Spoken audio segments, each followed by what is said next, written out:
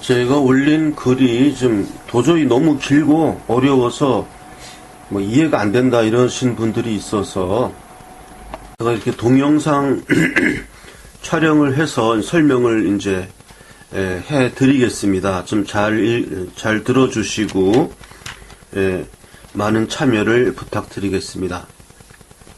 먼저 이제 수익률은 100%라는 건 뭐냐 하면 투자 최소 금액을 제가 이제 1,000만 원까지는 내렸습니다. 그래서 제가 필요로 하는 액수는 2,000만 원이고요. 그래서 예를 들어서 2,000만 원을 투자했다 그러면은 4,000만 원을 드리는 거죠. 원금 2,000만 원에다가 100% 수익률 2,000만 원 합쳐서 원리금 합계 4,000만 원을 드리겠다. 이런 뜻입니다. 그리고 이제 걱정하시는 것들이 보니까 이거 뭐 재판만 이게 뭐 재판에 관련된 이제 제 아이템인데요. 재판만 이기면 뭐 하냐 이래서 이제 회수를 걱정하시는 분들이 계세요.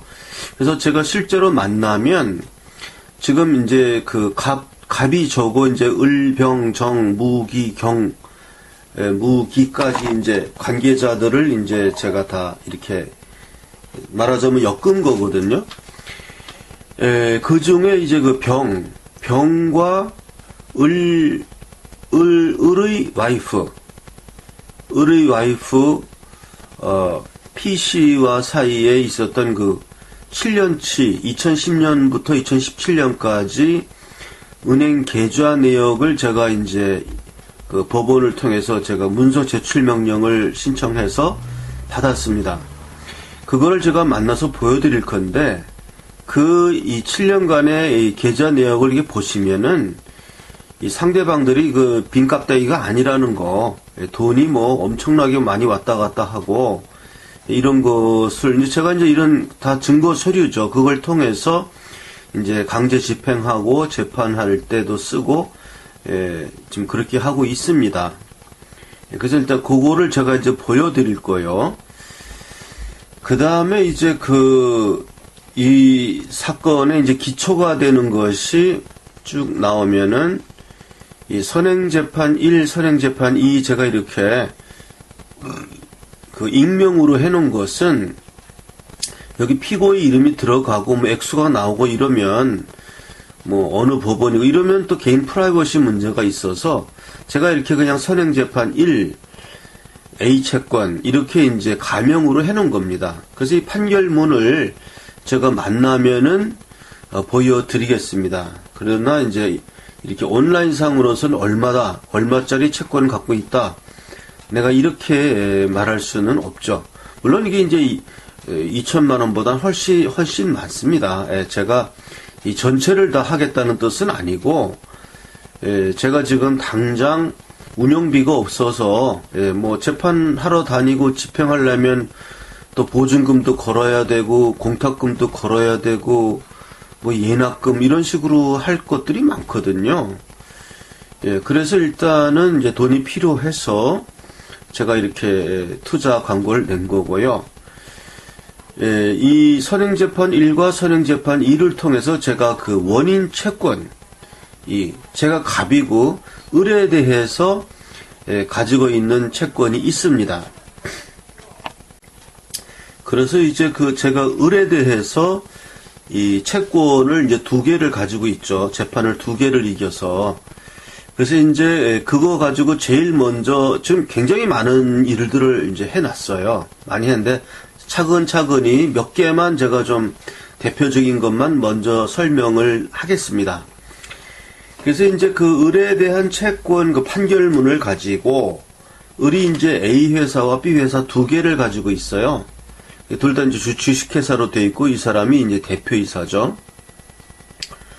그래서 뭐 이 사람이 뭐 A 회사와 B 회사에 대한 뭐 월급여 채권 뭐 이런 건 전부 지금 압류 명령을 다 때렸죠. 압류 명령도 지금 뭐 다 때렸습니다. 그래서 다 이제 묶어놓고 뭐 은행 계좌 이런 거 다 이제 묶어놓고 다 돼 있습니다. 그래서 지금 이제 하나씩 말씀을 드리겠습니다. 그래서 이제 그 을이 갖고 있는 A 회사와 B 회사의 주식을 제가 압류를 다 걸어서 여기 보면은 이제 주식을 다 압류를 걸었습니다. 그래서 A 회사의 주식을 제가 이 실명은 제가 만나면은 이 회사 등기부까지 다 보여드리면서 설명을 하겠습니다만은 지금은 그냥 이렇게 A 회사 이렇게 말할 수밖에 없습니다. 그래서 이제 그래서 압류했고 매각 명령까지 다 받아놨어요. 예. 이 사람이 주식이 이제 전체가 뭐 5만 주다. 그러면 이 사람이 그 중에 한 10,000주 정도 갖고 있겠죠. 대표이사니까. 나머지는 이제 다른 사람들 이름으로 이제 돼 있는데. 그래서 이 사람 주식을 압류했고 매각 명령까지 다 받아서 일단 그걸 묶어놨습니다. 근데 이거를 이제 매각 절차를 진행하지 않는 이유는 이게 이제 액수가 커지다 보니까 일단 제가 갖긴 채권을 이 A 회사 주식 매각에 이제 이것을 전액 매각했다. 그래서 예를 들어서 전액 매각 돼가지고 다 받으면 나야 뭐 좋은데, 무슨 문제가 있냐 하면은 이게 이제 전체 액수가 되다 보니까 이거를 전부 매각하려 그러면은 이 을이 이제 제가 뭘 생각해야 되냐 하면은 이게 지금 비상장 법인이고 하니까 무슨 뭐 상장 주식처럼 매각이 팍팍 되고 이런 건 아니거든요. 그래서 제 목적은 이것을 매각 명령을 하면서 내가 싸게 매입을 하려는 거예요. 이 주식을. 예. 싸게 주식을 이제 매입을 하려고 하는 건데, 이 전체를 매각을 걸어버리면은, 내가 이 매각 대금을 다 일단 일시불로 다 내야 되거든요. 그러려면 내가 지금 돈이 없단 말이에요. 예. 그렇기 때문에, 그리고 이제 전부를 해버리면 한 번에 끝나잖아요. 그래서, 그렇게 하지 말고, 일단 요 매각 명령을 내가 이제 걸어놓고, 이제 판결문이 2개니까, 다른 거 하나를 또 가동해가지고, 또 압류를 걸고, 또 매각 명령을 이제 받았습니다. 그렇게 해서 2개를 판결문 2개를 가지고 이제 압류와 매각을 다 걸어놨어요. 그래 놓고도 제가 이제 그 다음에 더 잘게 잘라서 내가 이 사람을 좀 혼내주겠다 이렇게 생각을 하고 아주 소량 이건 뭐 액수를 말씀드려도 되겠습니다. 이번에 그 압류를 그리고 제가 그 법적인 거 하나 설명드리면 예를 들어서 1억을 압류를 하면 나는 1억을 압류해 놓고 압류된 채권 중에 1,000만 원만 부분 매각한다. 이런 게 되는 줄 알았거든요. 그 집행관한테 그런 걸 물어보니까 그거 안 된대요. 1억을 압류했으면 1억을 전부 매각해야 된다는 겁니다. 압류된 걸 몽땅. 그러면 잘라서 하려면 어떻게 해야 됩니까? 그러니까 1,000만 원을 압류를 해가지고 1,000만 원어치를 매각해야 된다는 거예요. 그렇게 얘기가 나오더라고요. 그래서 그러면 일단 압류 걸어놓은 걸 풀면은 또 도망가니까 압류 걸어놓은 건 그대로 놔두고 이제 채권을 뭐 전부 압류한 건 아니고 또 나머지 금액이 있거든요. 이자도 늘어났고 그래서 그 일부 채권을 1,500만 원으로 제가 압류를 요번에 걸었어요. 그래서 압류는 걸렸고 이제 매각 명령이 다음 주 정도로 나옵니다. 그럼 일단 그 1,500만 원 가지고 그 비상장 주식을 매각하는 거예요. 그것을 이제 특별 현금화 매각 명령이라고 하는데 비상장 주식의 매각 절차는 유체동산 매각 절차에 준한다. 이렇게 돼 있어요. 그래가지고 이게 이제 해본 사람도 별로 없고 뭐 친구들 변호사들한테도 물어봐도 자기는 모른다 그러더라고요. 그리고 집행관한테 물어봐도 자기는 모르는데 해봐야 된다 그러더라고요. 그래서 해보자고. 그래서 제 목표는 1,500만 원을 일단은 매각을 걸어가지고 내가 사버리는 거예요, 내가. 1,500만 원이면 이제 이 매각 절차에 들어가면 경매식으로 하니까 자꾸 이제 값이 내려갈 거 아닙니까? 뭐 900만 원, 700만 원, 뭐 300만 원 이렇게 내려갈 거 아닙니까? 그래서 일단 1,500만 원을 압류를 걸어서 매각을 시켜서 저희 작전은 쭉 내려와서 한 400만 원 정도까지 내려오면 내가 사버리려고 그래요.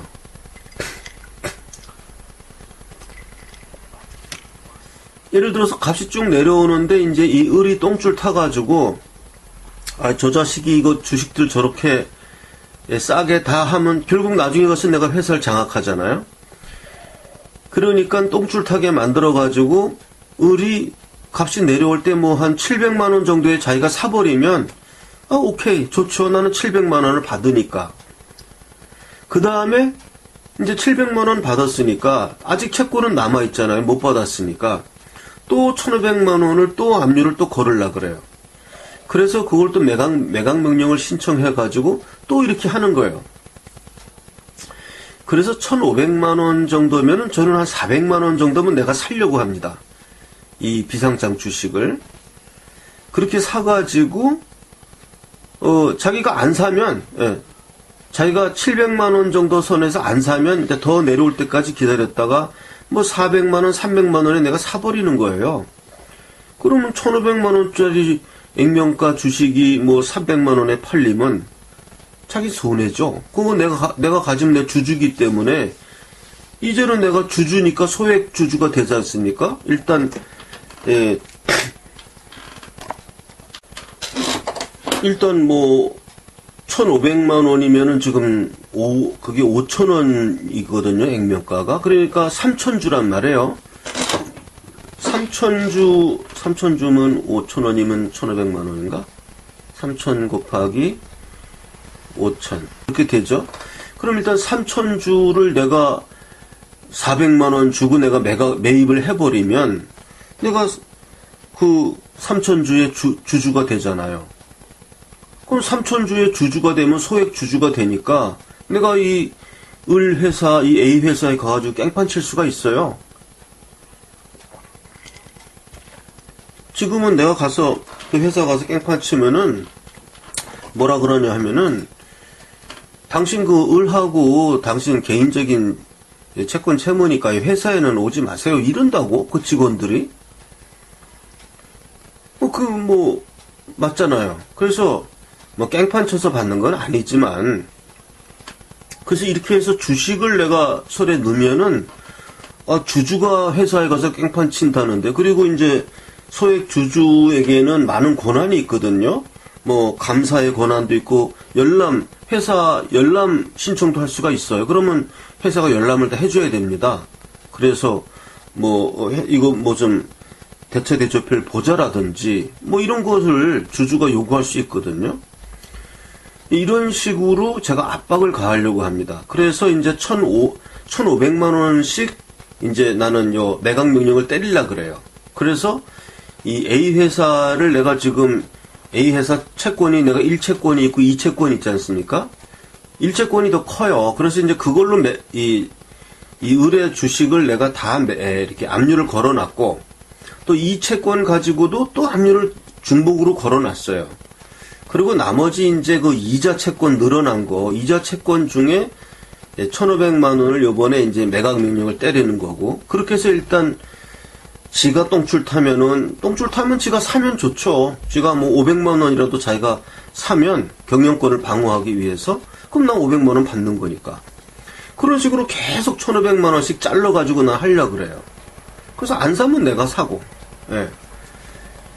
그러한 작전으로 제가 지금 있습니다, 현재. 그래서 A 회사와 B 회사에 대한 얘기가, 그래서 A 회사의 채권, 그 주식은 제가 이렇게 지금 압류를 다 걸어놨습니다.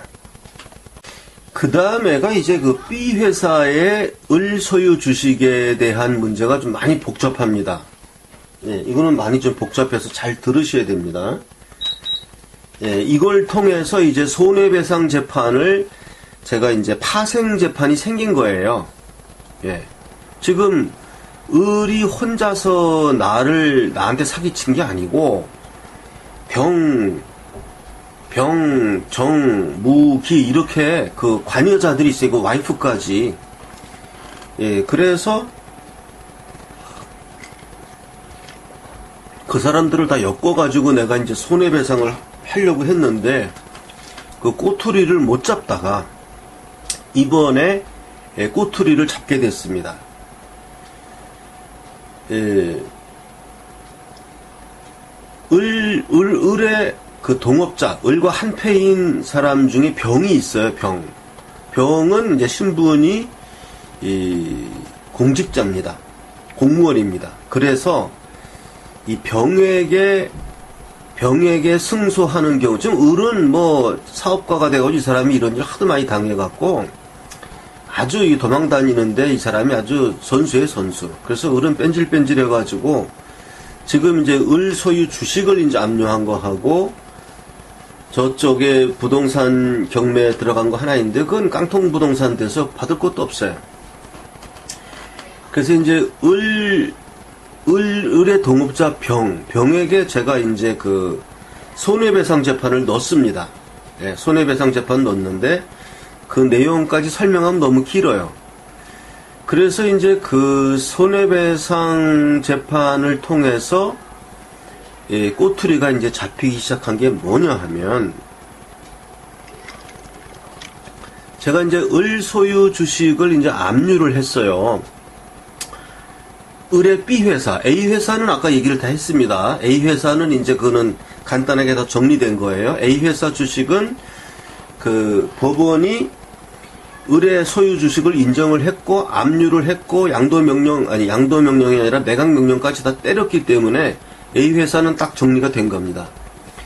B 회사에 대해서는 제가 압류를 한 다음에 압류는 됐어요. 압류가 됐는데 주식 양도명령을 내렸는데 그 패해버렸어요. 양도명령이 기각됐어요. 그 기각된 게 뭐냐 하면은 을이 B 회사의 주식이 없다. 이렇게 인정된 거예요. 예. B 회사의 주식이 없다. 그러니까 양도명령이 기각된 거죠. 근데 그게 이제 거짓말인 걸 난 알고 있거든요. 그러니까 이제 을이 자기 주식을 병, 정, 무, 기 요렇게 이렇게 명의를 다 바꿨단 말입니다. 그래갖고 내가 양도명령이 기각됐는데 병하고 재판을 하다가 병의 변호사인 제이가 실수를 했어요. 어떤 실수를 했냐 하면은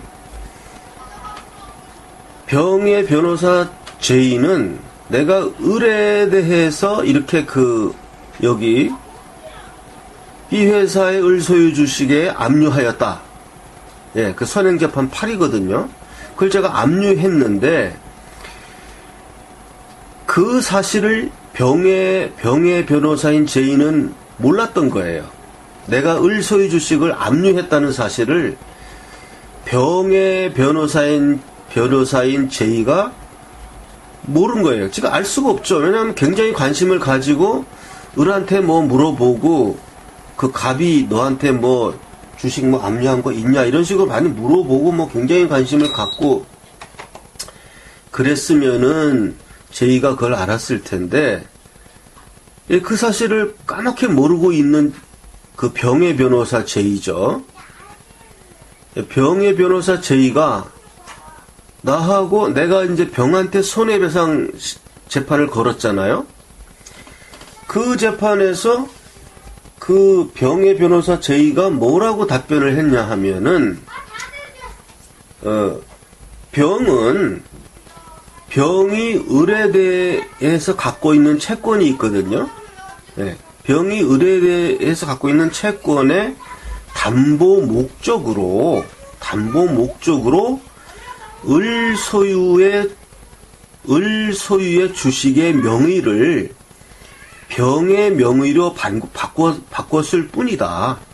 다시 말씀드립니다.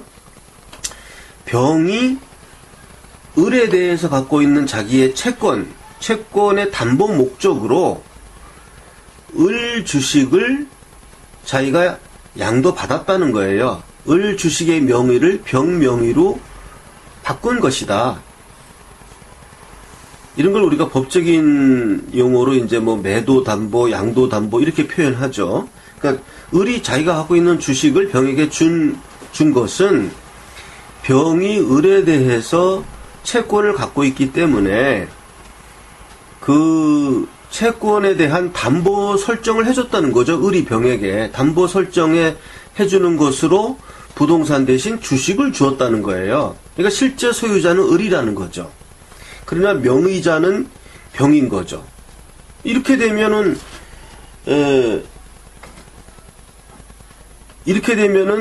제가 주식 양도의 명령이 기각되는 건 맞습니다. 왜냐면은 실제 소유자는 을일지 몰라도 주식의 명의자는 병이기 때문에 이거는 그 양도 명령을 내릴 수가 없는 거죠. 자, 그런데 문제는 뭐냐 하면 이 을이 그 B 회사의 주식을 증자를 했어요. 증자를 해가지고 증자한 주식을 또 병에게 또 예를 들면 뭐 만주를 또 명의 변경을 또 시킨 거예요. 을이 B 회사의 주식을 증자해가지고 그거를 병에게 또 준 거란 말입니다. 여기서 문제가 생긴 거예요. 뭐냐 하면 애초에 을이 병에게 그 채권 담보 목적으로 준 주식은 문제가 없어요. 그거는 제가 압류를 걸기 전에 거니까. 여기 선행재판 8에서 제가 압류를 걸었잖아요. 제가 이거 2016년도에 걸었는데 2016년도에 걸기 전에 그 전에 을이 병에게 명의를 변경해 준 거니까 그거는 문제가 없어요. 그런데 이 선행재판 8로 내가 B회사 을의 B회사 소유주식을 압류 명령을 때렸는데 그 이후에 증자를 해가지고 병에게 넘겨준 거거든요. 여기는 문제가 생겨요. 뭐가 문제가 생기냐 하면 을이 B회사의 주식을 증자하는 그 순간에 내가 선행재판 8에서 압류를 건 그 압류에 그 증자된 주식이 걸리는 겁니다. 압류되는 겁니다. 그게. 압류가 돼버리는 거예요. 왜냐하면 내가 압류 명령이 먼저 내렸으니까. 그러면 병이 직접 B회사에다가 주식 대금을 납입하고 증자된 주식을 받아갔으면 그러면 압류가 안 되죠. 그건 병의 주식이니까. 그런데 병의 변호사 J가 재판에서 준비서면으로 냈잖아요. 병이 을의 주식을 갖고 있는 것은 병이 을에 대한 그 채권에 대한 담보 목적으로 을이 병에게 주식의 명의를 변경해 준 것이다. 이렇게 말했기 때문에 그것은 증자된 주식을 을이 병에게 명의 변경해 주었다는 거거든요. 그러면 그 증자된 주식이 뭡니까? 압류된 거거든요. 근데 왜 이런 실수를 병의 변호사 J가 했느냐? 변호사 J는 내가 갑이 을에 대해서 압류 명령을 2016년도에 때렸다는 거를 모르고 있는 거예요. 병의 변호사 J는. 그 을하고 뭐 그런 것까지 다 이야기를 했으면은 알 수 있었겠죠. 물론 이 병의 변호사 J의 이 준비서면에서 이걸 자백이라고 하죠. 이 자백이 없다 하더라도 제가 다른 증명 방법을 갖고 있습니다. 그 을이 공증서를 내가지고 병을 위해서 공증서에 제가 만나면 이런 공증서도 다 보여드릴 겁니다.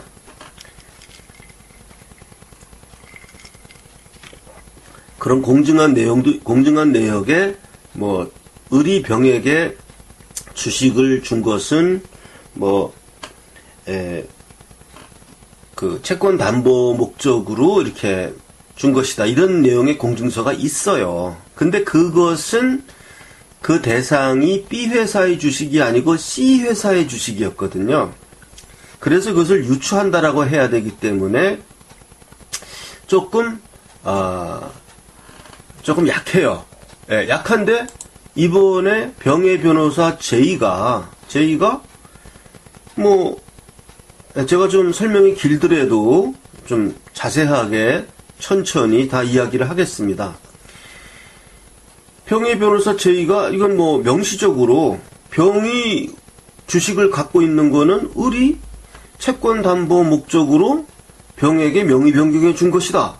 이렇게 자백을 했기 때문에 이건 빼도 박도 못하는 거예요. 이거는 그대로 증자된 주식 가칭 만주를 증자했다 그러면 그 만주는 증자되는 순간에 누구 이름으로 증자했습니까? 대표이사인 을 이름으로 증자했을 거 아니에요. 네? 주식회사가 증자를 하는데 대표이사 이름으로 증자하죠. 아니면 주식 대금을 낸 사람 그 이름으로 증자를 하죠. 근데 여기서는 병의 변호사 제가 뭐라 그랬냐 하면은 그 주식을 을로부터 받았다 라고 얘기를 했기 때문에 그 주식은 을이 자기 이름으로 증자를 한 겁니다. 그 만주는 병이 받은 그 만주는 그러면 만주는 제가 이제 가칭을 쓰는 겁니다. 그러면은 그 만주를 압류가 된 거죠. 을이 자기 명의로 증자를 했으니까 증자하는 그 순간에 내가 선행재판8 2016년도에 압류를 걸어놓은 그 압류 명령에 의해 가지고 압류가 된 압류 주식 만주를 병에게 명의 변경했다는 거거든요. 예, 그리고 그러한 그 병의 변호사 제이의 자백도 있고 이번에 2010년부터 2017년까지 입수한 그 병의 은행 계좌 거래 내역의 7년치를 아무리 봐도 2010년부터 2017년까지 병이 주식대금 그 만주에 해당하는 주식대금을 이 B회사에 입금한 기록이 없어요. 없습니다. 그러니까 병의 자백이 없어도 나는 입증할 수가 있어요. 병은 을로부터 주식을 받은 거라는 사실을 입증할 수가 있습니다. 병이 그 B회사에다가 돈을 입금한 내역이 없는데요, 주식대금을 납부를 해야 주식을 받는 거거든요. 예, 우리가 그 증자할 때. 그 병이 거기다 입금한 내역도 없고, 병 스스로가 을로부터 주식을 받았다. 이렇게 자백을 했기 때문에, 이건 명백한 겁니다. 그래서 제가 지금 하고 있는 재판이 이제 항소심인데, 1심에서는 이만큼 제가 입증을 못했어요. 네, 자료도, 근데 1심에서는 못했는데, 항소심에서 지금 횡재가 걸려 들어온 겁니다. 병하고. 사실 난감했었는데, 항소심에서 할 얘기가 마땅치 않았는데, 병의 변호사 제이가 닥플레이를 하는 바람에, 그런 자백을 써줘가지고, 다시 말씀드리지만, 병의 변호사 제이가 내가 을에게 2016년도에 압류 명령을 때렸다는 거를 제가 무슨 수를 알겠습니까? 굉장히 관심을 가지고 다 찾아보고 이래야 그걸 알 텐데 사실은 물론 자백이 없었다 그래도 소송해 나갈 수 있지만 어쨌든 이렇게 자백을 해줘가지고 굉장히 명백해졌어요. 자, 그러면 압류된 증자된 주식 만주를 병의 이름으로 명의 변경했다. 이건 불법행위거든요. 주식이 압류되면은 명의 이전을 할 수 없는 거예요. 그럼 불법행위를 했단 말입니다. 그럼 여기서 이제 문제가 이제 쉽게 풀려져 나가는 거예요. 자, 그러면 을은 자기가 압류된 주식이란 걸 알고 있었죠. 압류 명령의 당사자니까. 그리고 그 법인, B 회사, B 주식회사도 이 불법 행위를 알고 있었죠. 압류된 주식을 명의 변경하는 것이다는 것을 을도 고의를 갖고 있었고, B 회사 대표이사는 을이죠. 뭐 똑같은 사람이지만 어쨌든 그것도 법인격이니까 그 회사는 알고 있었어요. 불법행위라는 거를. 자, 그럼 병은 이게 압류된 주식이라는 것을 알아야 될 의무가 있습니다. 왜냐하면 자기가 비상장 법인의 주식을 지금 양도받는 거잖아요. 채권 담보 목적으로 명의 변경할 때는 그 회사에 가서 이 주식이 압류된 주식이냐 아니냐를 조회를 해야 됩니다. 예, 그래서 압류된 주식은 난 이거 압류된 거기 때문에 나 이거를 양도 못 받겠다. 이렇게 나와야 되는 거예요, 병에게. 그런 의무가 있는 겁니다. 비상장 주식회사의 그 주식에 대해서는. 근데 병은 그걸 하지 않았어요. 과실이 있는 거죠, 과실. 아니면 병도 알면서도 그걸 받았다고 볼 수도 있어요. 그럼 알고 받았는지 과실로 받았는지 어쨌든 고의 과실이 있는 거예요. 그러면 을도 고의가 있고 B 회사도 고의가 있고 병도 고의 과실이 있어요. 그러면 이게 공동 불법행위거든요. 이게 판례를 보면 제가 이제 판례를 뒤에다가 다 실어놨습니다. 읽기 힘든 분을 위해서 제가 그냥 요체만 말씀드리면, 대법원 판례에 의하면은, 공동 불법행위, 제가 한번 읽어드리겠습니다. 자, 공동 불법행위의 성립과 공동 불법행위자의 책임에 관한 민법과 판례의 원칙. 자, 민법 제760조에 의하면 공동의 불법행위로 손해를 가한 때에는 연대하여 배상할 책임이 있다. 수인의 행위 중 어느 자의 행위가 손해를 가한 것인지를 알 수 없는 때에도 같다. 이렇게 규정하고 있습니다. 그 다음에 공동 불법행위의 성립에 관한 판례를 보면 이게 중요해요, 이 판례가.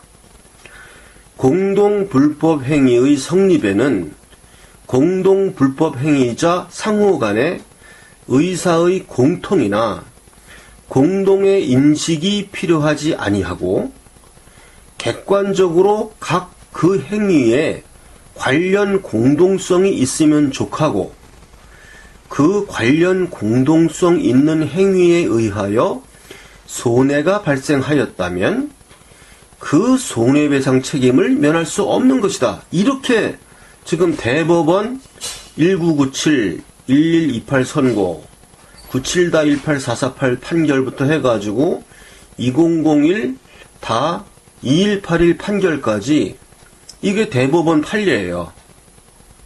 다시 말씀드리면 여기 공동 불법 행위자 상호 간에 의사의 공통이나 공동의 인식이 필요하지 않다는 거예요. 객관적으로 각 그 행위에 관련 공동성이 있으면 족하다는 거예요. 그러니까 지금 우리 사건에서 병은 고의 과실, 을과 B 회사는 고의. 을하고 B 회사가 전체 포괄적 고의를 가지고 불법 행위를 한 거죠. 을은 그보다는 좀 그 고의가 작죠. 과실이 작죠. 그러나 어쨌든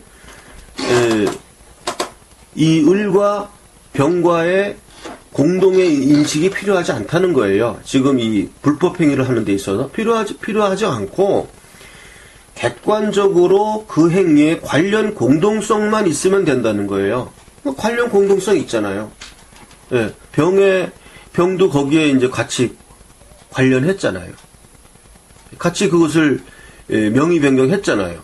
그 압류 주식, 압류된 주식을, 피압류 주식을 명의 변경했으니까 자기가 뭐 알고 했든 모르고 했든 그 비상장 주식회사의 주식을 양도받을 때는 반드시 이게 압류된 주식이냐 아니냐를 확인해야 되는 겁니다. 그 확인 간단해요. 회사에다 물어보면 아는 겁니다. 회사에다가 이 주식이 압류됐냐, 압류 사실 있냐, 그러면 딱 알려주죠. 회사가 이거 2016년도에 갑이란 사람이 압류를 걸었다. 다 나오는 건데 이걸 안 한 거거든요. 그래서 이 병은 이 을과 B 주식회사와의 공동 불법 행위의 책임을 면할 수가 없는 것이다. 연대해서 그 손해배상 책임을 지는 것이다. 이게 대부분 판례고요. 그 다음에 책임의 범위에 대한 판례가 있어요. 읽어보겠습니다. 공동 불법 행위 책임은 가해자 각 개인의 행위에 대하여 개별적으로 그로 인한 손해를 구하는 것이 아니라, 이렇게 돼 있어요. 개별적으로 그로 인한 손해를 구하는 것이 아니라 그 가해자들이 공동으로 가한 불법 행위에 대하여 그 책임을 추궁하는 것이므로 공동 불법 행위로 인한 손해배상 책임의 범위는 피해자에 대한 관계에서 가해자들 전원의 행위를 전체적으로 함께 평가하여 정하여야 하고, 그 손해배상액에 대하여는 가해자 각자가, 여기가 중요합니다. 그 금액의 전부에 대한 책임을 부담하는 것이며, 가해자 1인이 다른 가해자에 비하여 불법 행위에 가공한 정도가 경미하다고 하더라도 피해자에 대한 관계에서 그 가해자의 책임 범위를 위와 같이 정하여진 손해배상액의 일부로 제한하여 인정할 수는 없다. 이렇게 판례가 났어요. 그러니까 즉 경미한 가공한 정도가 경미한 가해자라 하더라도 그 피해자에 대한 관계에서 그 가해자의 책임 범위를 정하여진 손해배상액의 일부로 제한하여 인정할 수는 없다는 뜻은 뭐냐? 즉 전체를 책임져야 된다는 겁니다. 즉 1억을 가해한 사람이나 1,000만 원을 가해한 사람이나 전체 1억 1,000만 원의 공동 불법 행위에 대해서 똑같이 연대 책임을 진다는 겁니다. 예, 경미한 가해자도 중한 가해자도 똑같이 전체 책임을 져야 된다. 이것이 판례의 원칙입니다. 이제 판례의 원칙까지 봤어요. 그래서 지금 이제 이 B 회사의 주식을 양도한 행위, 즉 피압류 주식을 명의 변경한 행위는 불법 행위이고, 그것은 을, 그리고 B 회사, 그리고 병, 이 3자의 공동 불법 행위라는 거죠. 예. 자, 여기서 그러면은 이 공동 불법 행위에 이 손해배상액이 있을 거 아닙니까? 예를 들어서 이제 만주다 그러면 만주면 뭐 1억이다 이렇게 예를 가칭, 그러한 이 손해배상액이 이제 정해집니다. 근데 아까 판례에서 보았듯이 이 공동 불법 행위가 지금 더 큽니다. 그러니까 을이 병에게 양도한 것도 있고, 정은 을의 배우자예요. 무는 또 을의 가족이에요. 이렇게 정과 무에게도 주식을 증자해가지고 또 을이 명의를 변경시켜 준 거예요. 그러면 정과 무에게 양도한 그 주식도 내가 선행재판 8에서 압류한 피압류 주식인 것입니다. 그것도 명의 변경할 수 없는 거예요. 그것도. 그러면 공동 불법 행위 범위가 굉장히 커집니다. 그러니까 병, 정, 무 세 사람에게 나눠준 주식이 공동 불법행위가 되는 것이고, 병과 정과 무는 이 객관적으로 공동성만 있으면 돼요. 이 을의 포괄적 고의를 알든 모르든 의사소통이 있어, 이건 중요하지 않아요. 예, 어쨌든 을의 공동 불법행위에 객관적 공동성이 있으면 공동 불법행위는 성립하는 것이고, 예를 들어서 무 같은 경우는 아주 조금 받았거든요. 뭐 조금 받았느지만 이 사람도 전체의 책임을 져야 하는 겁니다. 연대해서. 물론 내가 이제 한 사람에게 받았을 때는 지들끼리 이제 구상관계가 성립하는 거죠. 내가 다 물어줬으니까 너희들한테 내가 청구한다면서 지들끼리 재판하는 문제는 나중에 생길 겁니다. 그건 이제 다른 문제고요. 나는 자꾸 아무한테서만 전체의 손해배상을 받으면 되는 거예요. 이렇게 해가지고 지금 이제 병에게는 입증이 됐어요. 병은 뭐가 입증됐냐 하면 병의 변호사 J가 을로부터 명의 변경을 받았다라고 뭐 준비 서면으로 자백을 했으니까, 그리고 을의 그 은행 계좌에서 B 회사에다가 주식 대금 납부한 계좌 내역이 없으니까 그 증자한 시점에, 예. 그리고 그 앞뒤를 다 따져봐도 그 주식 대금을 양도했다고 볼 수가 없어요. 주식 대금을 납입했다고 볼 수가 없어요, 병에게. 예. 은행 계좌를 제가 다 보여드리겠습니다, 나중에. 그러니까 병이 양도받은 그 피압류 주식 불법 명의 변경은 입증이 된 것이고, 그 다음에 이제 정과 무가 양도받은 그 주식이 피압류 주식이라는 것을 이제 그걸 입증해야 되거든요. 그거는 일단 이제 정과 무가 을의 가족이라는 것만 가지고는 약하고, 일단은 지금 그래서 B 회사의 은행 계좌 내역을 지금 문서 제출 명령을 신청 중에 있습니다. 예. 근데 이제 회사는 뭐 사업자 번호를 또 알아야 된다고 그러더라고요, 은행에서. 예. 그 사업자 번호를 알아야 뭐 계좌 그거를 문서를 내준다고 그래가지고 지금 사업자 번호를 지금 세무서에다가 사실 조회를 했고, 이제 그 사업자 번호가 나오면 사업자 번호를 써가지고 B 회사의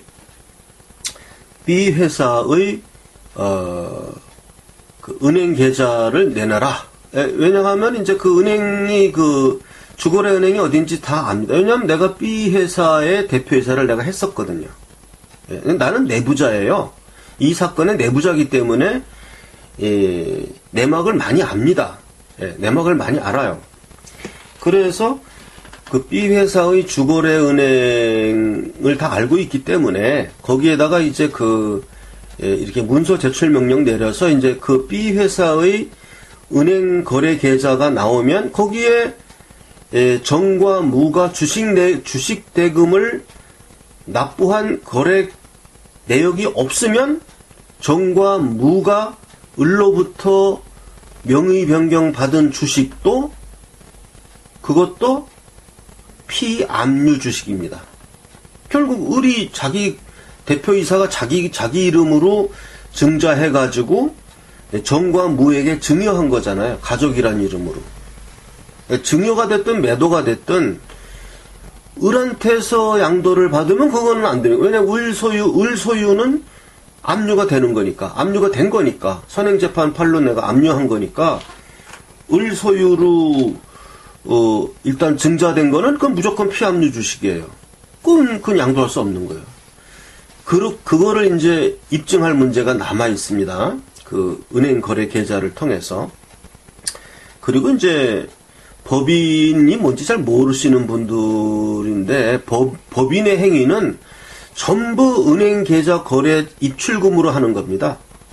예. 법인과의, 왜냐하면은 그거는 이제 그 세금 문제가 있고 이래가지고, 그 모든 거래는 법인과는 그 은행 계좌로 하게 돼 있어요. 예.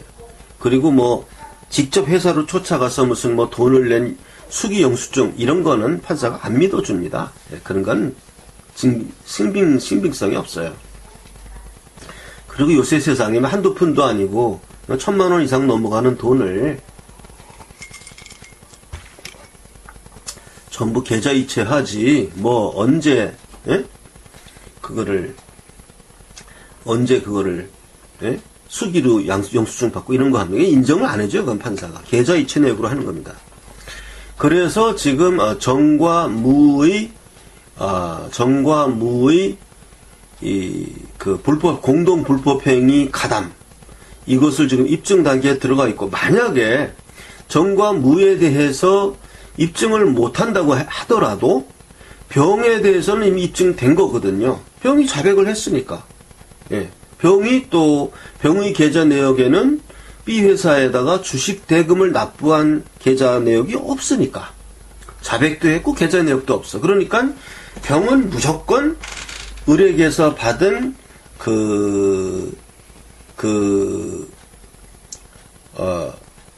주식이 피압류 주식을 명도 받은 것이다. 양도 받은 것이라는 게 입증됐기 때문에 이거는 제 생각에는 무조건 이깁니다. 이 항소심은. 예, 제가 항소를 잘한 거죠. 1심에서 졌지만. 예, 그것이 지금 그러면 벌써 만약에 지금 이 병에게 재판을 이기면 지금 을은 지금 돈을 안 갚잖아요. 그리고 여리저리 빠져서 미꾸라지 같이 이제 하는데, 병은 지금 뭐 공직자 신분이고 도망도 못 가요.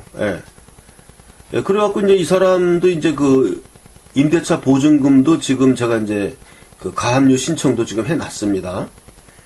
가압류가 떨어질지 안 떨어질지는 모르겠지만, 또 뭐 그 임대차 보증금이 뭐 가압류 안 된다 하더라도 월급이 있지 않습니까? 월급이. 급여 채권이 있고. 그리고 뭐 이런 사람이 회생이나 파산 신청하면 내가 들러붙어가지고 반대하고 이의 제기하고 이런 거 다 증거 제출하면은 파산 회생 안 됩니다. 그럼 못해요. 그래서 지금 그러니까 채무자를 이제 늘려가는 작업을 하는 거죠. 그러니까 을 소유의 그 A 회사 주식은 이미 압류가 돼 있고 그거를 잘게 잘라서 1,500만 원씩 잘라가지고 약을 올리면서 매각 명령을 해가면서 지가 사면 그 살 사람은 아마 을밖에 없어요. 그 누가 사겠습니까? 비상장 법인을. 지가 사면은 내가 돈을 받는 거고 안 사면은 내가 사는 거예요. 싸게.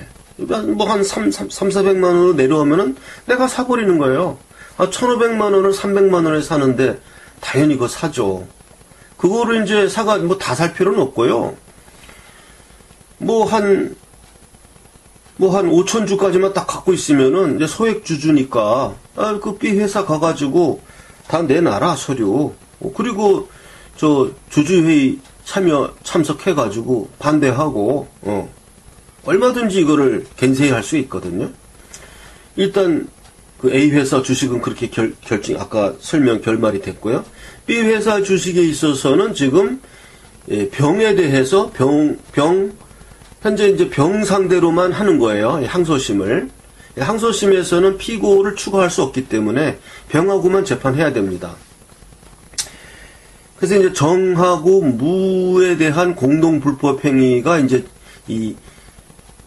지금 병과의 재판, 여기서 지금 이제 결정이 나죠. 그러니까 병과의 항소심 재판이 굉장히 중요합니다.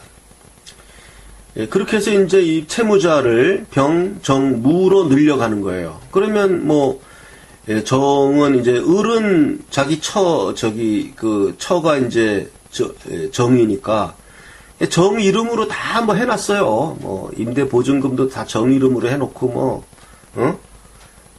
이제 도망 다녀야 되니까 자기는. 그러니까 이제 그 정의 이름으로 주식도 막 해놓고 이제 이렇게 해놨는데, 그것도 이제 나중에 또 설명하겠지만 공격 방법이 있습니다. 그래서 일단 병정무로 채무자를 이제 증가시키는 거예요. 채무자가 많으면 돈을 받을 수 있는 확률이 크지 않습니까? 그렇게 되고, 이게 이제 지금 피압류 주식 명의 변경을 했다는 불법 행위에 의한 손해배상 재판을 제가 지금 하고 있는 것이고, 이것이 8월 달에 변론이 있고, 변론을 한 번 더 할지, 더 잡아줄지, 그건 모르겠는데, 8월 변론 종결이 될 확률도 있고요. 한 번 더 한다 그러면 9월 중에 아마 변론 종결이 있고, 10월까지는 판결이 날 겁니다. 그 다음에 이제 그 병이 을에게 이제 채권을 갖고 있다 그랬잖아요. 거기에 대해서 이제 그 담보 물권을 또 을이 병에게 설정해 준 게 있는데, 세 가지가 있어요. 이제 파주 부동산에 저당권 설정한 거, 그 다음에 이제 자동차에다가 얼마 저당권을 또 병에게 설정해 줬어요. 자동차에다가.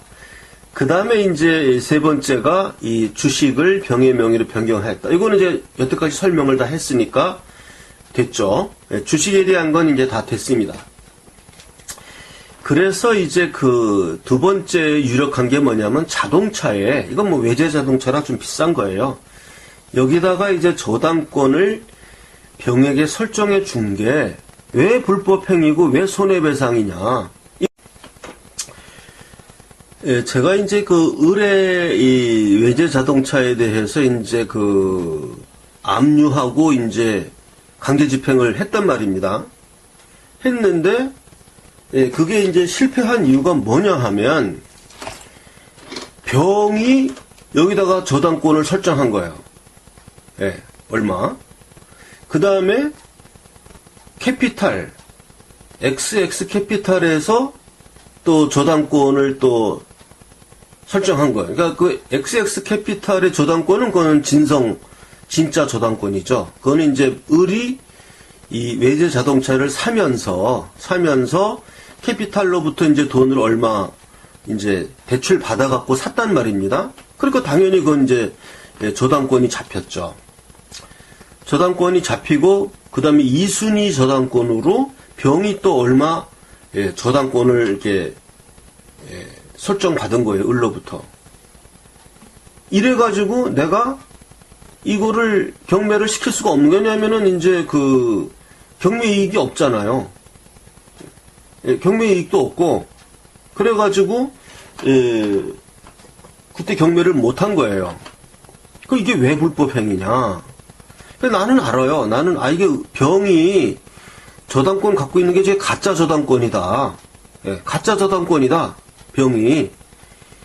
왜냐하면 나를 막으려고. 내가 이제 자기 을의 그 외제 자동차를 이제 압류해갖고 집행할까봐 이렇게 이제 가짜로 이제 해놓은 거라는 걸 나는 알죠. 근데 그게 가짜라는 걸 무슨 수로 밝힙니까? 그런데 끈덕지게 이렇게 하다 보니까 이번에 제가 이제 그 병의 은행 계좌 거래 내역을 입수했지 않습니까? 그러면 설명을 다시 해야 되겠네. 그런데 을이 이 자동차의 소유권을 이제 2000 몇 년도인가 하여튼 몇 년도에 2015년도인가요? 2015년도에 그 B 회사로 명의를 넘겼어요. 매매하는 걸로. 자기 개인 소유에서 B 회사로 넘겼어요. 왜냐면 이제 내가 쫓아다니니까.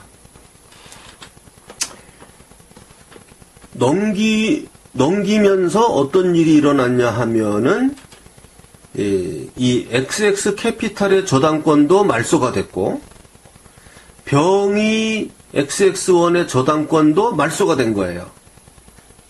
다시 말씀드립니다. 을이 자기 명의로 되어 있는 이 외제 자동차의 소유권을 B 회사의 소유권으로 넘기면서 B 회사는 뭐 자기 회사니까 뭐 그게 자기 똑같은 거예요. 소유권을 넘기면서 이제 B 회사로 넘어가면 내가 이제 집행을 못 하죠. 예, 난 을에 대한 채권자니까. 넘기면서 XX 캐피탈의 저당권도 말소가 됐고, 병의 저당권도 말소가 됐어요.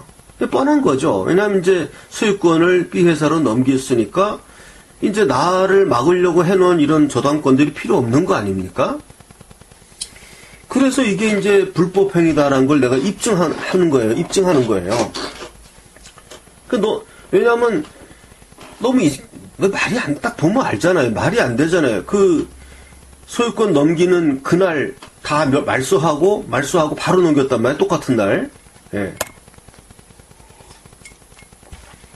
이게 뻔할 뻔짠데 입증을 못 하지 않습니까? 그래서 이번에 이제 나는 이게, 이 병이 갖고 있는 저당권은 불법 허위 저당권이다라는 게 내 주장이거든요. 그래서 내가 주장한 게 뭐냐 하면, 병이 요 저당권자니까 말소해 줬다는 거는, 을로부터 이 저당권, 예를 들어서 이게 5천만 원이다. 그러면은 5천만 원을 받았다는 것이다. 5천만 원을 변제받고, 병에게 그 저당권만큼, 이 저당권이 된 게 예를 들면 그거지 않습니까? 병이 을에게 갖고 있는 채권에 대한 저당권이라는 거잖아요. 제가 알기로는 을이 병에게 거의 갚았습니다. 채권도 별로 안 남았어요. 안 남았는데 그걸로 핑계 삼아서 나의 강제 집행을 막으려고 이따위로 저당권을 설정해 놓고 나를 방해하는 거거든요. 근데 어쨌든 그 내막을 알기 전에는 공격할 수가 없는 거거든요. 자, 그래서 내 주장은 뭐냐 하면, 병이 자기가 이 외제 자동차에 설정한 그 저당권을 말소해 줬다는 얘기는, 이게 5천만 원 저당권이라면 5천만 원을 받았다는 얘기다. 채무를. 채권 5천만 원 채권 변제를 받았기에 병이 저당권을 말소해 주는 거지. 돈도 안 받고 말소해 주는 사람 봤냐? 만약에 돈도 안 받고 말소해 줬다 그러면 애초부터 그거는 허위 저당권이다. 내가 이걸 주장을 한 거예요. 그러니까 판사가 딱 받아들여줬죠. 내가 그 성명 신청을 넣었어요. 이 병에게 너가 이 가칭 5천만 원 저당권을 네가 말소를 해줬는데, 이 저당권을 말소하면서 받은 그 거래 내역을 성명해라. 성명 신청했더니 판사가 말이 되지 않습니까? 병에게 때렸어요. 성명 명령 내렸어요. 네가 저당권 말소한 대가로 받은 그 5천만 원의 그 거래 내역을 성명해라. 이렇게 성명 명령이 내렸습니다. 병 성명 못할 겁니다. 왜냐하면은 내가 이 병의 거래 내역을 은행 계좌를 보면 이 금액을 을로부터 받은 사실이 없어요. 예. 만나서 종이쪽지로 가짜 영수증? 그거 안 믿어줍니다, 법은. 5천만 원을 그렇게 받는 사람이 어디 있습니까? 도둑 집단이에요? 그런 거 하고 있게? 자, 그러니까, 병은 이거를 성명 못 합니다. 은행, 계좌 내역에도, 병이 이것을 받은 내역이 없습니다. 그러면, 애초에 이것은 가짜 저당권을 설정한 겁니다. 목적은 뭐예요? 갑이 을에 대해서 강제 집행한 것을 막기 위해서 병하고 을이 허위 의사표시를 한 거죠. 통정 허위 표시를 한 거죠. 예. 그럼 가짜 저당권을 설정하는 거 이거 불법 행위거든요. 그러면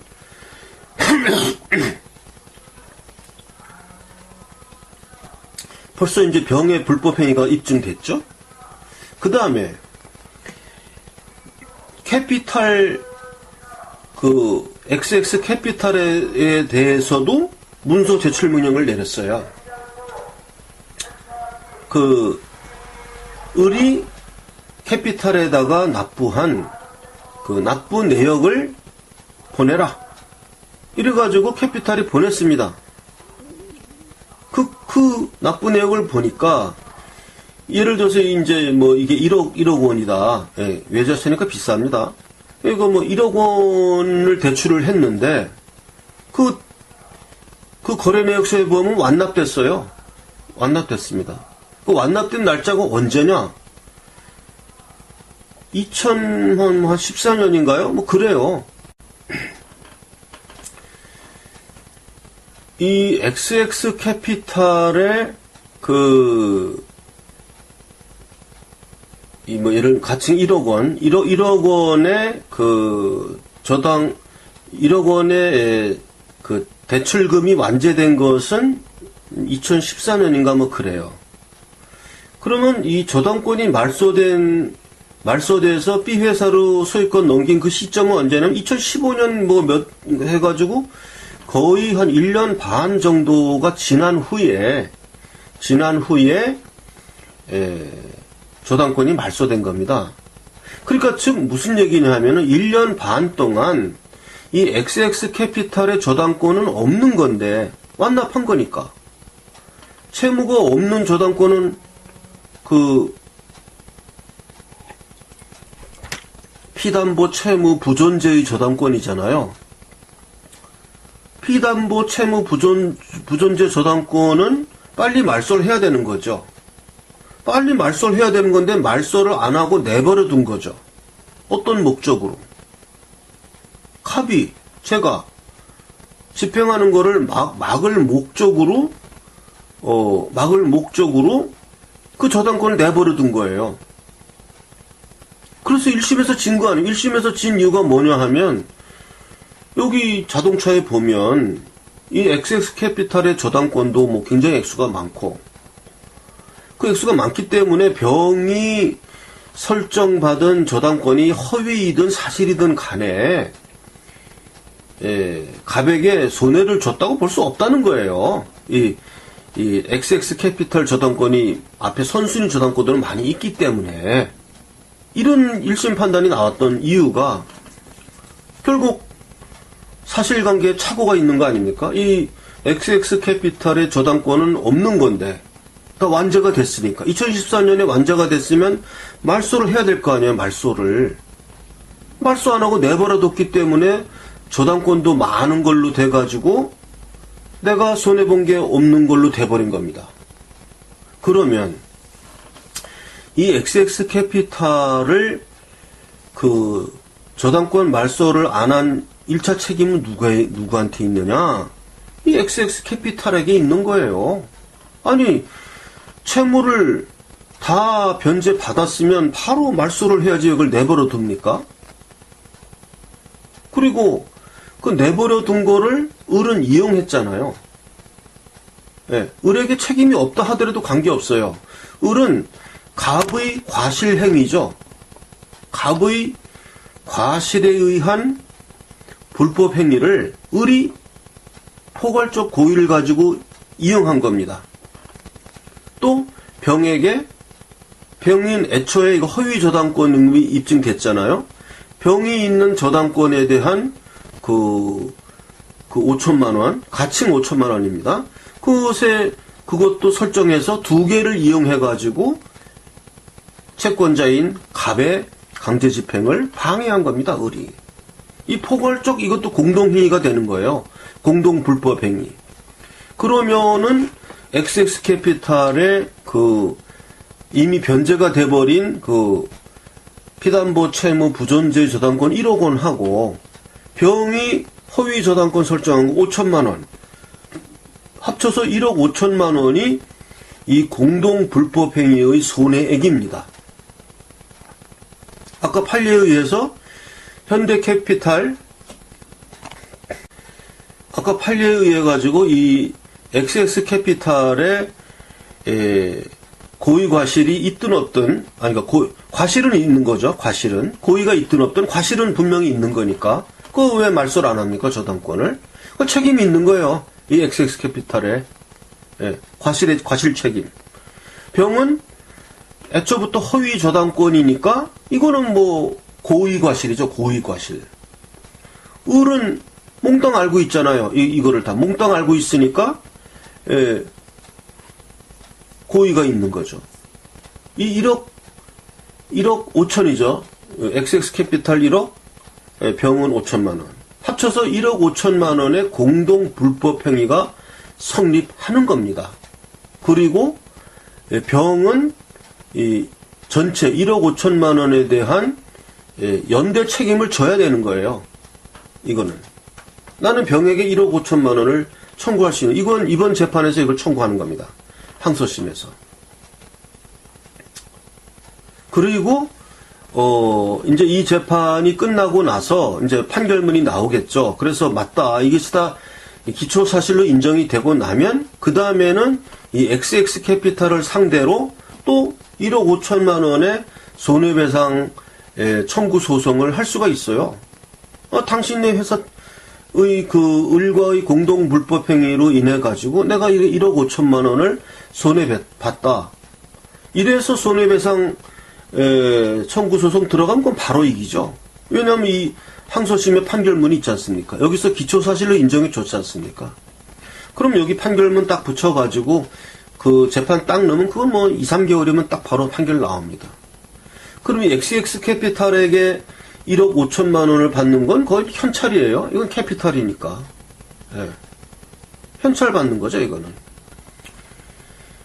이래서 이 외제자동차의 이 지금 담보권 설정한 거, 이것이 지금 불법행위라는 것이 지금 입증이 되기 때문에 여기서 병에게도 청구할 수 있고 이 XX캐피탈이라는 아주 강력한 채무자까지 또 하나 확보가 된 겁니다. 이게 이 외제자동차로 인한 지금 현재 진행 상황입니다. 그 다음이 이제 또 병에게 청구하는 액수가 이제 이 경기도 파주부동산에 이제 병이 이 저당권을 또 이제 얼마 이렇게 설정해가지고 내가 이제 을에게 대해서 집행을 못하도록 이걸 해놓은 거예요. 그러니까 이제 은행에서 대출받은 돈도 있지, 병의 저당권도 있지. 그러니까 이제 뭐 경매를 무슨 수로 시킵니까? 경매 그때 했는데 경매의 이익이 없다. 그리고 내가 그 은행의 대출금을 내가 다 물어줘야 돼요, 먼저. 예. 다 물어줘야 경매가 되더라고요. 예, 그래서 경매를 그때 못 했는데, 이 병이 설정한 이 저당권이 사회행위로 취소가 됐어요.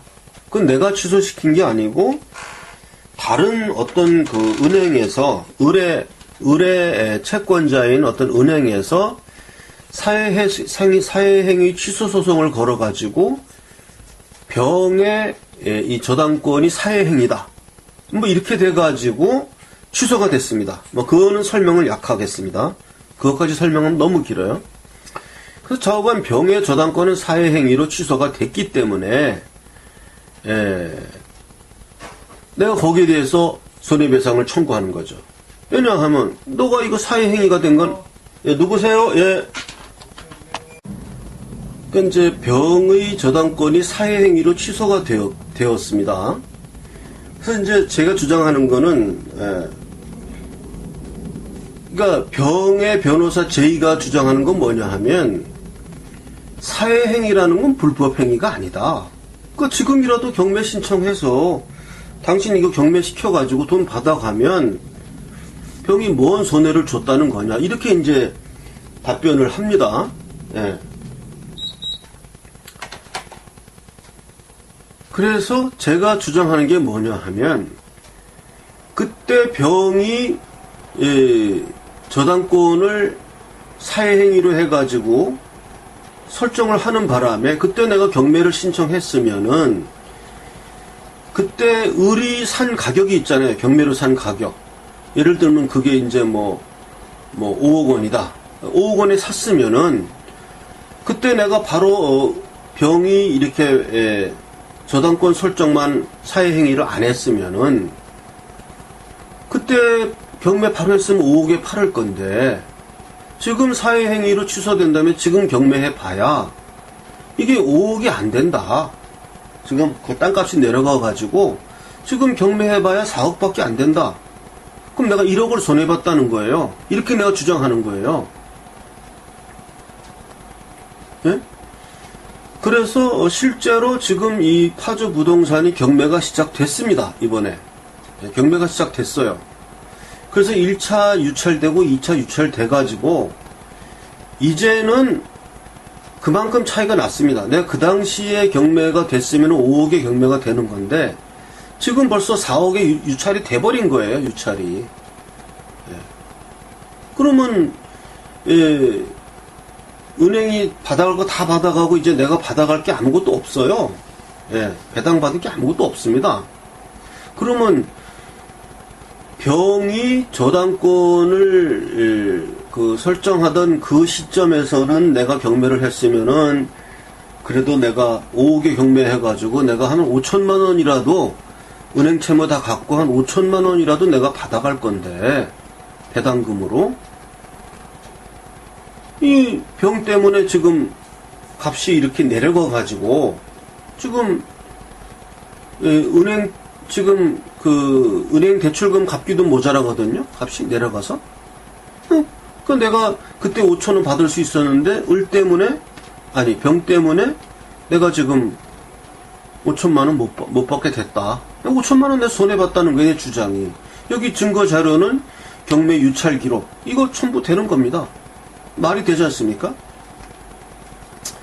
이것이 병과의 재판의 주요 3가지 쟁점입니다.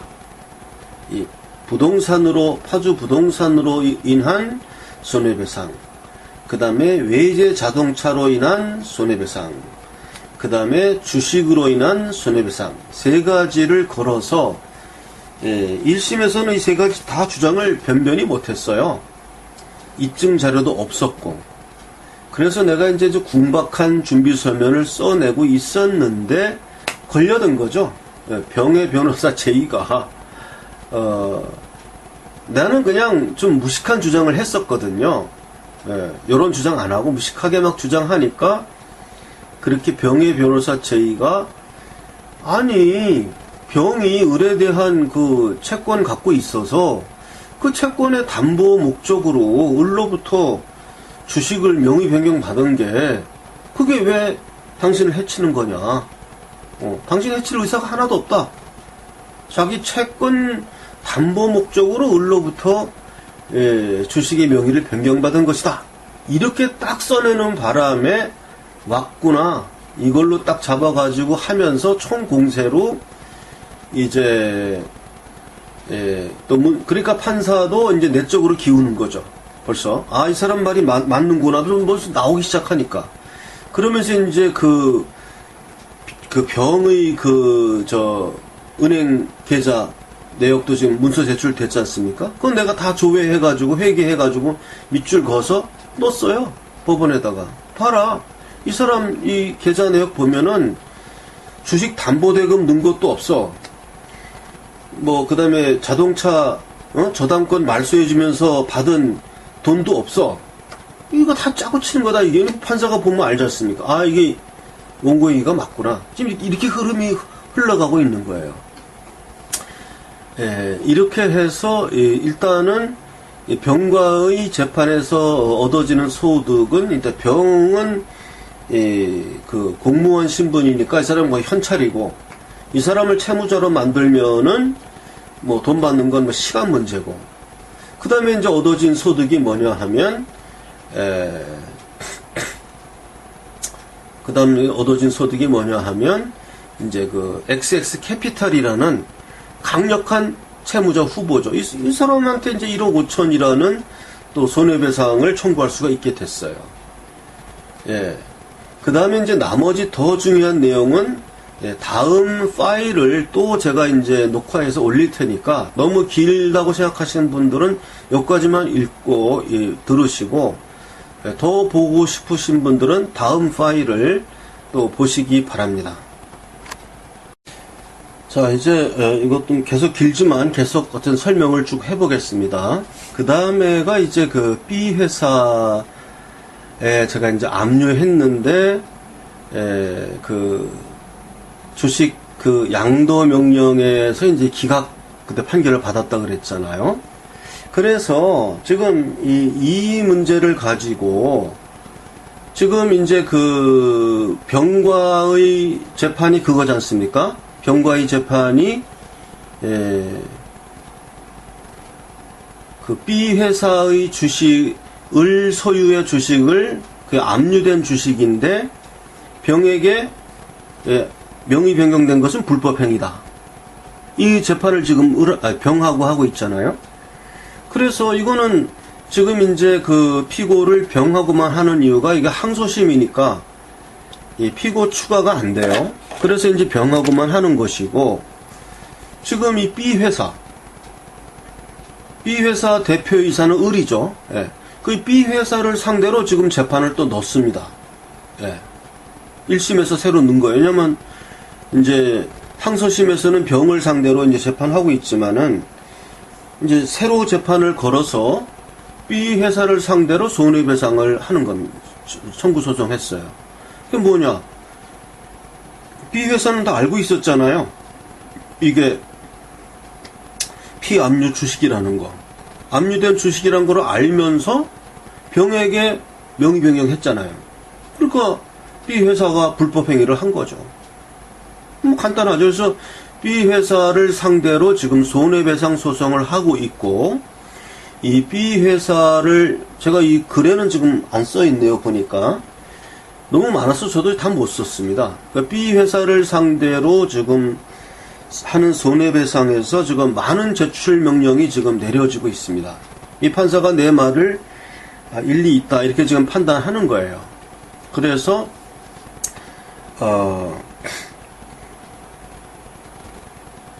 이 B 회사를 상대로 그 병에게 불법 명의 변경한 거, 그 다음에 정무에게도 불법 명의 변경한 거, 이제 그거가 입증되는 거는 B 회사의 은행 계좌 내역만 이제 입수가 되면 그건 입증이 되는 거예요. 정하고 무가 주식 대금을 납입했을 리가 없습니다. 예, 을의 가족인 정무가 주식 대금을 납입했을 리는 만무하고 을이 증여한 거니까, 예, 정무의 그 애에게 주식을 양도한 행위도 피압류 주식 명의 변경이라는 공동 불법 행위다라는 것이 이제 입증하려는 것이 목적이고, 두 번째가 뭐냐 하면 좀 더 거슬러 올라가서 이 주식 양도 명령이 애초에 이게 기각된 게 잘못이었다. 이것을 그 을이 B 회사의 대표이사 을이 불법 행위를 해가지고 사실을 은폐했다는 것을 제가 지금 주장하고 있습니다. 이게 굉장히 복잡해요. 그 내용은 뭐냐 하면 주식 양도 명령이 기각된 게 뭐냐 하면 주주명부, 그 을이 제출한 주주명부와 세무서에서 제출한 그 주주명부로 인해 가지고 을이 소유주식 없다, 이렇게 판결인 주식 양도 명령이 그렇게 기각된 거예요. 을이 주식을 갖고 있지 않다. 근데 내가 알고 있는, 나는 여기 내부자이기 때문에 내가 아는 바로는 을이 주식을 갖고 있거든요. 그래서 주주명부, 을이 제출한 주주명부 이전의 주주명부, 거기에 보면은 B 회사 주식 전액을 을이 갖고 있는 걸로 돼 있어요. 그거는 내가 제출했지만 그것보다 뒤에 주주명부가 우선하니까 그 앞에 주주명부가 효력을 잃었죠. 그럼 뒤에 주주명부는 뭐냐? 이거는 내가 강제 집행을 시작하고 주식 양도 명령을 신청한 이후에 을이 그 법원 등기국에다 낸 주주명부입니다. 내가 예를 들어서 이 양도명령 신청하게 3월, 4월이면 을이 이거를 낸 거는 7월인가 그래요. 그러니까 을이 가짜 주주명부를 낸 거죠. 난 그걸 주장하는 거예요. 이게 가짜 주주명부다. 그럼 진짜 주주명부는 어디 있냐? 주식양도명령 내리기 바로 직전에 을이 B회사의 대표이사를 중임을 했습니다. 중임할 때는 주주명부를 내게 돼 있어요. 공증을 받아서, 공증변호사의 공증을 받아가지고 그 의사록을 법원 등기국에 제출하도록 되어 있습니다. 그래서 그 법원 등기국에다가 그 당시에 2016년도죠. 그 당시에 이 주주명부를 제출하라. 사실조회를 보냈는데 등기국에서 사실조회 답변이 왔는데 거기는 주주명부가 없는 거예요. 주주명부가 빠진 의사록이 온 거예요. 이 얘기는 뭐냐 하면 대표이사인 을이 그 중임을 하면서 주주명부를 빼고 등기를 한 겁니다. 주주명부를 일부러 자기가 누락시키고 등기를 한 거예요. 그럼 주주명부는 어디가 있느냐? 이 대표이사 중임에 필요한 의사록은 공증변호사의 공증을 받게 돼 있거든요. 그 공증서에 보면은 항목에 주주명부란 항목이 딱 있습니다. 주주명부가 공증을 받게 돼 있어요. 그리고 대표이사가 중임을 할 때는 그 주주명부가 첨부가 돼야 돼요. 그 주주 결의권이 있어야 이 대표이사 중임이 되는 거거든요. 그래서 그때 제출된 주주명부가 공증을 받았는데 그 공증받은 변호사 사무실에서는 있는데 그 공증을 해줬죠, 변호사가. 공증을 해준 그 서류를 대표이사인 을이 법원에다가 갖다 내는 과정에서 주주명부만 빼버리고 나머지 서류만 등기를 한 겁니다. 이거는 불실 등기를 한 거죠. 그럼 뭐 불실 등기에 대해서는 뭐 과태료 몇만 원 내는 걸로 끝이에요. 주주명부 빼고 등기한 거니까 어쨌든 등기했으니까. 그래서 그 공증변호사에게 그 당시에 그 사실조회 명령을 내렸습니다. 법원에서. 내가 신청을 해가지고 그 공증변호사한테 을의 대표이사 중임을 하는데 공증한 그 주주명부, 네가 공증한 주주명부를 사실조회해라 라고 했는데 안 보내는 거예요, 이놈이. 변호사가. 뭐 을로부터 어떤 얘기를 들었을 겁니다. 그런 거 보내지 말라라고. 그러니까 안 보내요. 을은 자기 손님이니까. 그때 그걸 못 받았어요. 그래서 이번에 이 지금 1심 재판에다가 B 회사를 상대로 하는 재판에다가 문서 제출 명령을 내렸습니다. 이러이러한 사연이 있었다. 이래서 이 공증변호사가 을과 커넥션을 가지고 사실조회에 응하지 않았다. 내가 그래서 그 공증변호사를 그 중앙지검에다가 내가 고발도 하고 그랬어요. 불실 등기 기재죄 뭐 이런 식으로 해가지고. 근데 뭐 안 되더라고요. 이미 뭐 이건 양도명령 다 기각된 후에 그거 하면 뭐합니까? 그래서 이번에 내가 간곡하게 문서 제출 명령 원인을 써가지고 제출을 했더니 판사가 문서 제출 명령을 때렸습니다. 그 공증 변호사한테 네가 그 당시에 공증한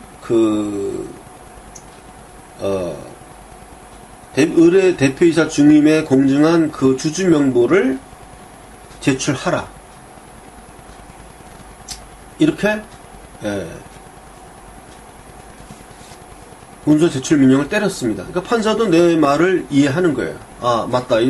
제출해라. 이제 그거 제출되면 거기에 실제와 부합하는 주주 명부가 나올 겁니다. 두 번째가 또 뭐가 있냐 하면 그때 이 B회사의 주거래은행에다가 주주 명부가 거기 있습니다. 왜 있냐 하면은 B회사가 그 거래은행으로부터 대출을 받았거든요. 그 은행에다가 대출을 받으면 매년 주주 명부를 내야 돼요. 그 채권 갱신하면서. 아니면 다 갚든지. 그 채무를 연장할 때는 반드시 주주 명부를 첨부하게 돼 있어요. 그리고 그 주주 명부가 사실과 다르면 채무 환수하죠. 은행으로부터. 그러니까 은행에다가 제출하는 주주 명부야말로 정말 이게 진짜 주주 명부예요.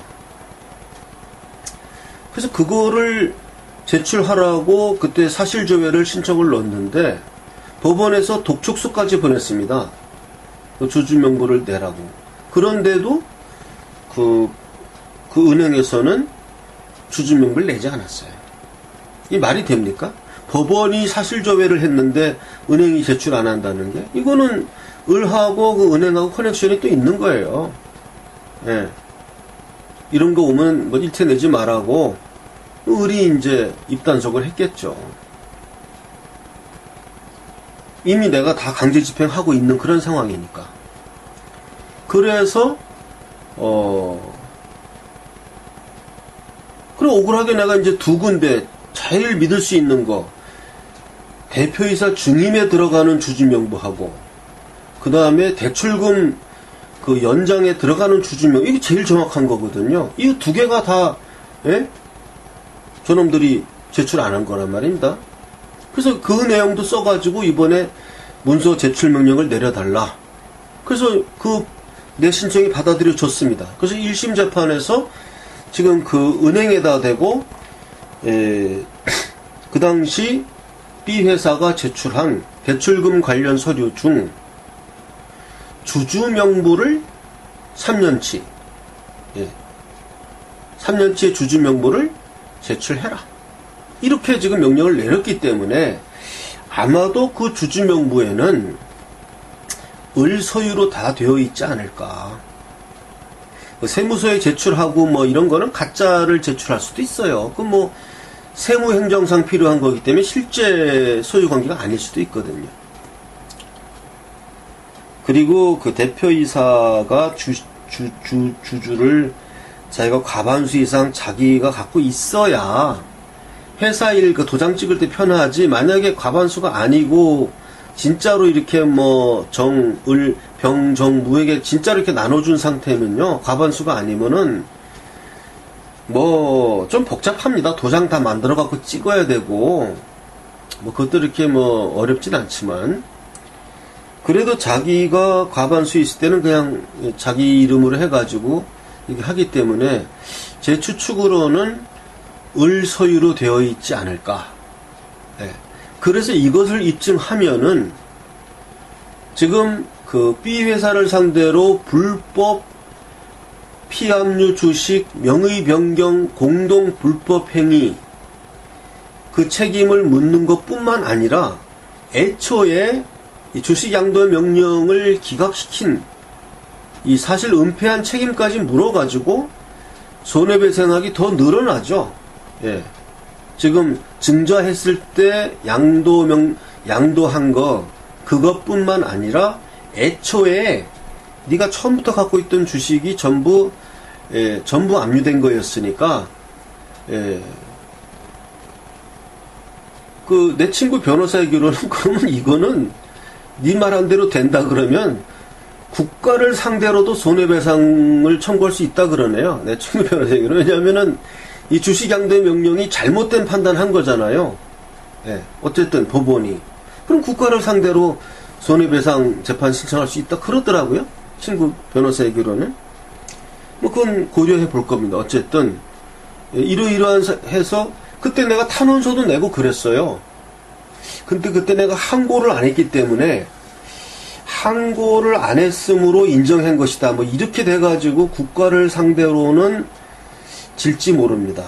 질지 모르는데 어쨌든 탄원서는 냈어요. 내가 그때 이게 지금 채무자가 낸 이 주주명부 이거 다 믿을 수 없다 이런 식으로, 그리고 지금 그 은행하고 공중법인이 지금 제출 안 하고 있는데 무슨 재판하느냐, 결정하느냐 이런 식으로 탄원서를 낸 게 있어서 그 이제 기록도 제가 이제 복사를 해다 놓을 겁니다. 이런 식으로 돼가지고 이 주식 애초에 주식 양도명령 기각된 것까지 거슬러 올라가서 이제 청구 취지액을 확장시키는 거고, 만약에 애초에 거가 실패한다 그래도 뒤에 거 증자한 상태에서 피합류 주식을 불법 명의 변경한 건 불법행위 확실하니까 이 재판을 지금 B 회사랑 지금 하고 있습니다. 그 다음에 이제 하나 더 있는 게 이제 C 회사를 소유한 C 회사인데, 뭐 말씀드리는 길에 좀 길지만 여기까지만 하고 마무리하겠습니다. 그러니까 C 회사는 이제 부도 나서 해산된 없는 회사예요. 그래서 과거에 한참 전에 그 C 회사가 발급한 어음을 내가 지금도 갖고 있습니다. 그래서 그 어음을 내가 C 회사가 부도 났기 때문에 내가 좀 못 받았다. 그거를 손해배상 청구를 하는 건데, 그 대상이 누구냐 하면은 을이 대표이사로 있으면서 이 주식이 아니라 이 어음을 나한테 주면서 나한테 돈을 꼬갔는데, 나한테 꼬간 돈 가지고 뭘 했냐 하면은 나하고 같이 아까 경매로 나온 그 파주 부동산에다가 뭘 했어요, 사업을. 근데 이 사업은 그 C 회사의 사업이 아니에요. 이 을 개인의 사업입니다. 을 개인의 사업. 을 개인의 사업을 나하고 동업을 한 거거든요. 그때 재판한 기록 다 있습니다. 그리고 본인도 나하고 개인 사업했다는 걸 다 인정을 한 거기 때문에, 그리고 내가 이 C 회사의 이사 기경을 상대로, 이 사람들이 이사거든요. 손해배상을 청구한 거예요. 당신들이 대표이사인 을을 관리 감독을 잘못해가지고 회사가 부도가 났다. 왜? 회사 주식을 회사를 위해, 회사 어음이죠. 회사 어음을 회사를 발행했으면 그 어음을 회사를 위해서 사용해야 되는데, 이거는 나한테 빌려주고 그 어음을 보증서로 준 거죠. 보증서로 맡기고 나한테 돈을 빌려가 가지고서는 회사 업무로 쓴 게 아니고 회사 업무와는 관계도 없는 자기 개인 사업을 했지 않았냐. 이건 배임행위죠, 배임행위. 대표이사의 배임행위죠. 배임행위를 같은 이사인 기경이 관리 감독할 책무가 있는 거거든요. 당신들이 관리 감독 잘했으면은 그 어음 어떻게 발행했냐 관리 감독하고 이걸 했으면은 이런 일을 막을 수 있었는데, 이런 일을 안 해가지고 대표이사 을이 배임행위를 한 거니까 그거를 관리 감독을 잘 안 해가지고 결국 내가 이 어음금을 회수를 못하게 생겼잖아요. 어음금을 회수를 못하게 됐단 말입니다. 당신들 때문이라, 내 얘기는. 당신들이 대표이사가 어음을 발행하는 것까진 좋아. 그래서 그 어음 발행한 거 가지고 회사를 위해 사용하면 하다가 부도났으면은 당신들한테 책임이 없지. 근데 이건 대표이사 을이 어음을 발행해가지고 회사를 위해서 쓴 게 아니라 자기 사업을 했단 말이에요. 나하고 동업을 했단 말이에요. 동업도 망하고 나한테 꼬간 돈에 대한 담보로 이 어음을 준 거 아니에요. 회사 어음을. 근데 그 회사 어음을 내가 못 받게 된 거 아니에요. 회사가 부도나 버렸으니까. 내가 손해봤잖아요. 그 손해를 이사인 너희들이 대표이사 을을 관리 감독하지 못한 그 책임을 져라 하고 손해배상을 신청한 게 이것도 다른 재판입니다. 이거의 그 승패 확률은 제가 잘 모르겠어요. 이거는 이제 일단 뭐 그냥 여유 있게 해봄직해서 해보는 재판입니다. 되면 좋고 뭐 안 되면 말고 뭐 이런 마음을 가지고 이 C회사의 그 이사 기경을 상대로 지금 재판을 놓고, 그 청구액 중에는 그 어음금, 내가 지금 어음을 지금도 갖고 있어요. 그 어음 원본을.